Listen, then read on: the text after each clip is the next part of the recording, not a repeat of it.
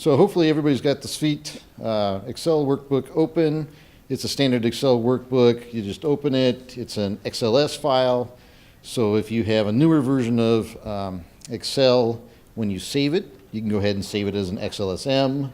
It has macros, so enable macros. If you don't, in a newer version, it might complain about compatibility and just say OK and let it save. So this is backwards compatible to Excel 2003. You can, so the other thing to pay attention to when you're saving this, it's just a workbook. You can rename it whatever you want to match your project. I would keep a clean version located in one spot and copy that file for every new project or new scenario, right? So let's just start out with the HLC worksheet, okay? So this worksheet is basically a repository of data. It has the contaminants that are available. It has information on molecular weights, the correlation coefficients for solubility and vapor pressure. There's also some water density stuff and a little quick calculation there, but just basically a repository for data that's used on the main SVEET worksheet.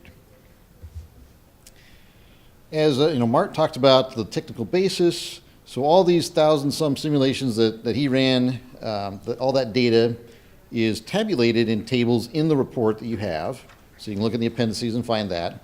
But it's also contained within SVEET itself, right? So that's the basis for doing part of the calculation to get your groundwater concentration. Right.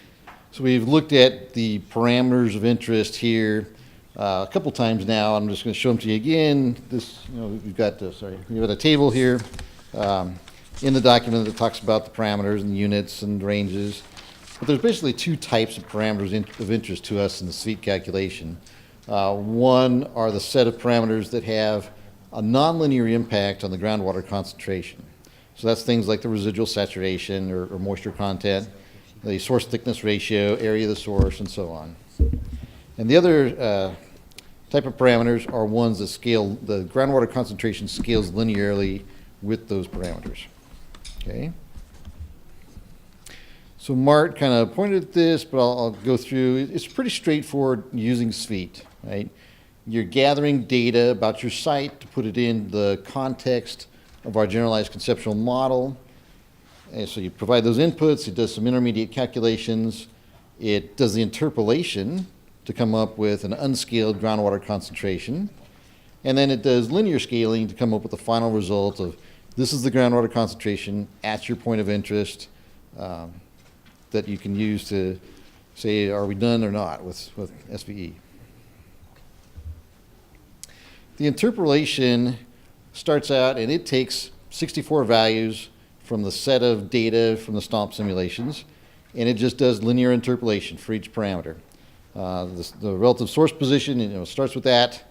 Where are you between these key values that were actually modeled, and it interpolates between those values. And then it goes on for all the other 5 other parameters, right? So there's 6 parameters total. And that ends up, and it gives you this unscaled groundwater concentration at the end. That number is then put into an equation that does the linear scaling for things like the Henry's Law constant and screen length, things like that. So you've seen the generalized conceptual model several times. That's the basis for our input. And we have, as you look at the SVEET spreadsheet, there are different colored blocks of cells there, right? There's up to 3 scenarios, 3 cases you can put in there so you can look at things side by side. The blue cells are the inputs. That's where we're going to fill in our data. The green cells are intermediate calculations, things like the Henry's Law constant. It actually calculates the residual saturation there from the moisture content. And then the tan colored cells are the actual results that you're interested in. Okay? And I'll point out that when you're using this worksheet, there are actually some hidden cells here. There are 2 rows, one for bulk density and porosity, just below the moisture content. So you have to be a little careful. It was by design, those cells aren't locked. So you could potentially overwrite those. So you want to be careful about doing that. The original intent was that you could grab the block of input and copy it from case to case. So just don't copy from another file into this one, right? Those are not meant to be changed. The residual saturation is really the key parameter for the interpolation. It's in a hidden cell as well. You know, again, like Mark mentioned, we have the moisture content because that's the kind of thing you're going to be measuring. Makes sense to users, right? Okay. So on the worksheet there, you will see that SVEET is going to constrain those values. And there's actually the tables on the worksheet to show you what the ranges are for each parameter. And if you go outside those ranges, SVEET will highlight the cell in a light pink or light red sort of color. Warning, danger. So it will tell you when something's going wrong. Now, of course, if you haven't entered any data, things are also going to show up red as well. So again, we're looking to avoid extrapolation. We want to stay within the bounds of the stop simulations. So we're not extrapolating. Okay.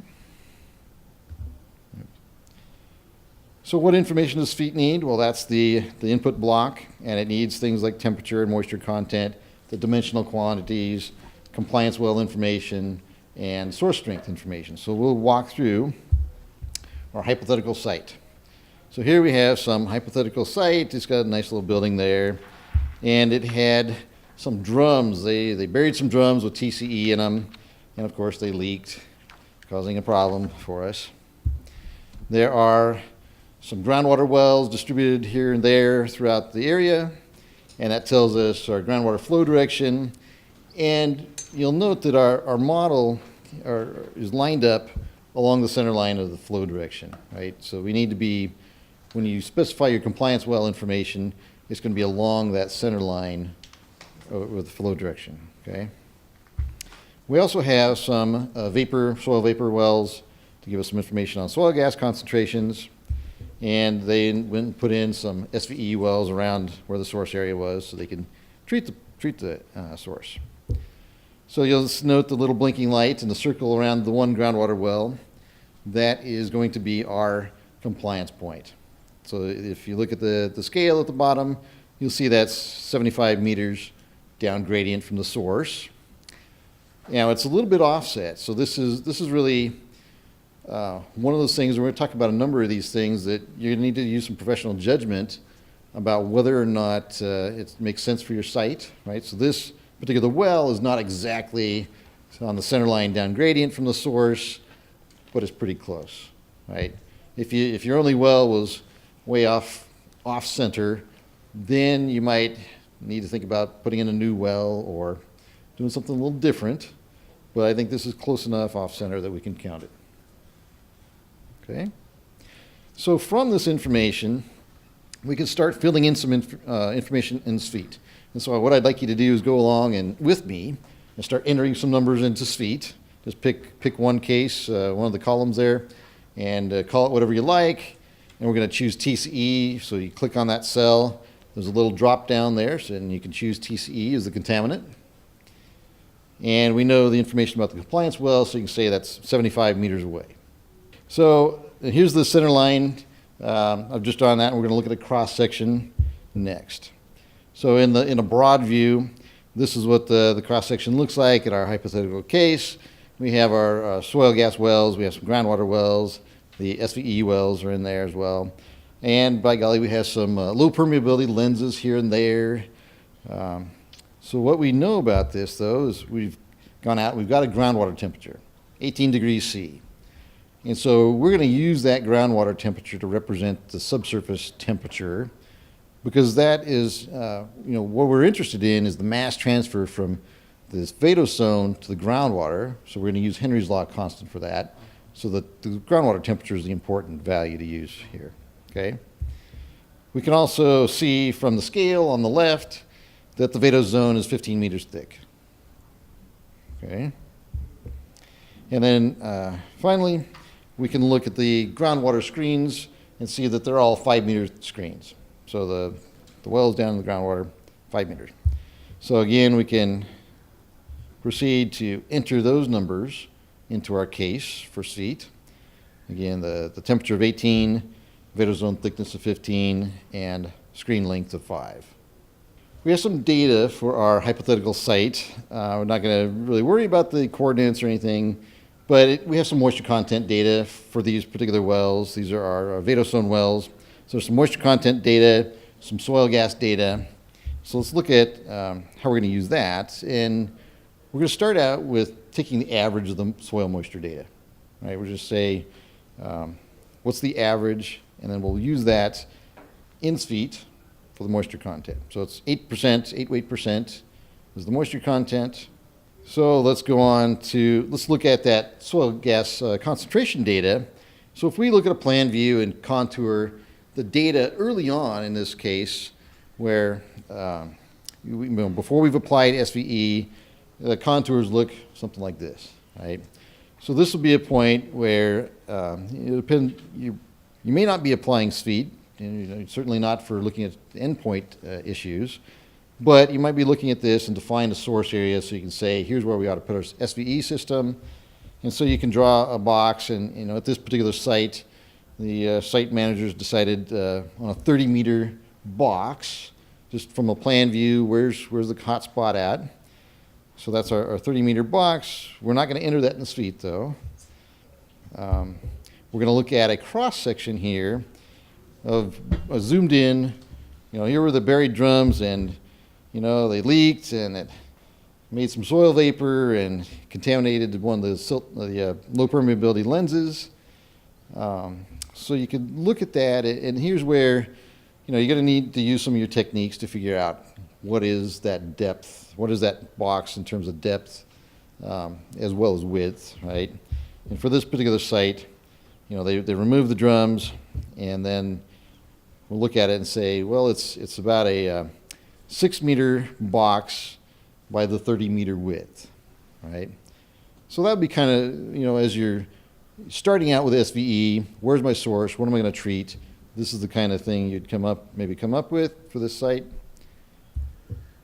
And then, so I've got some depths right there. But let's go on. So after we've applied SVE, now you've run SVE for a while, maybe you've done some rebound, so you let it rebound for a while and do cycles of SVE. And here's what the soil gas data looks like now. So at this point is where you would be wanting to apply SVEET and say, can I stop the SVE system at this point? Is the groundwater sufficiently protected? We've removed enough mass? So now is where you're going to need to start putting information into SVEET and consider what should the box look like. Is the same box you started out with as a source, but it's a diminished strength, or is the box smaller, right?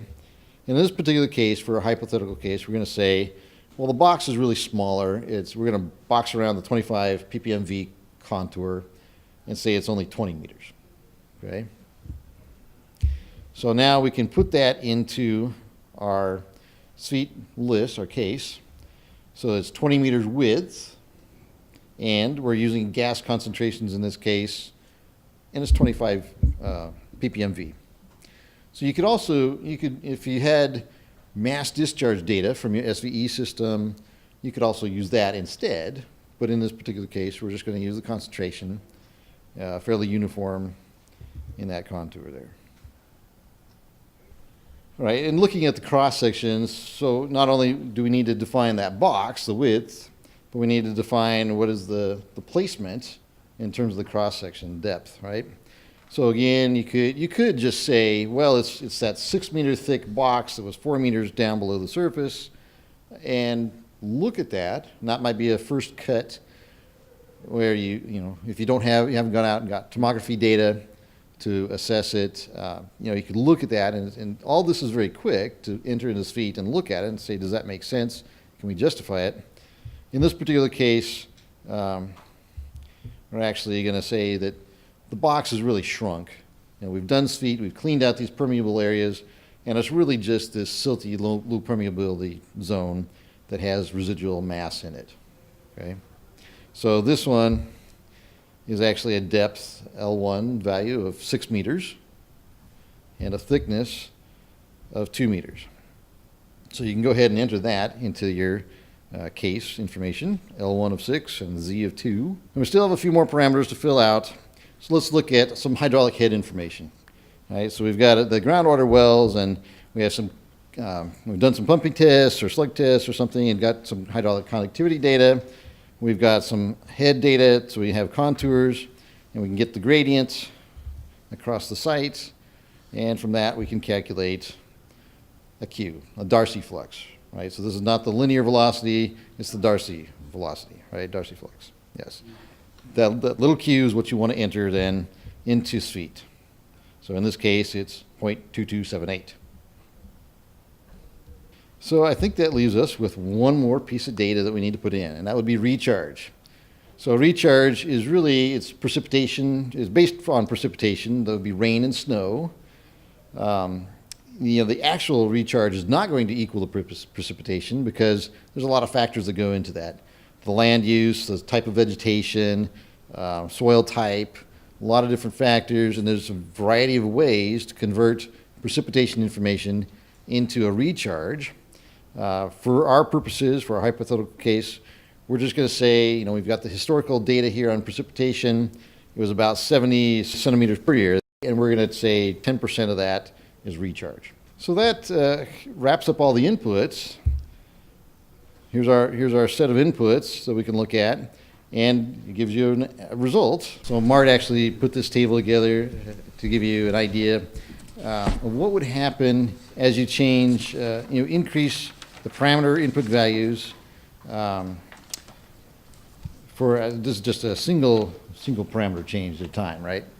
So if you look at the table here, we've got, as you increase temperature, the groundwater concentration goes down, right? Or as you increase your moisture content, the concentration is going down, and so on, right? We've got the distance to compliance well. That one's a little different. It's configuration dependent. So we have other things. The Vadose zone thickness, you get a decrease. The groundwater velocity, as the velocity increases, you get a decrease in the concentration, more dilution going on there. Same kind of thing with the well screen length.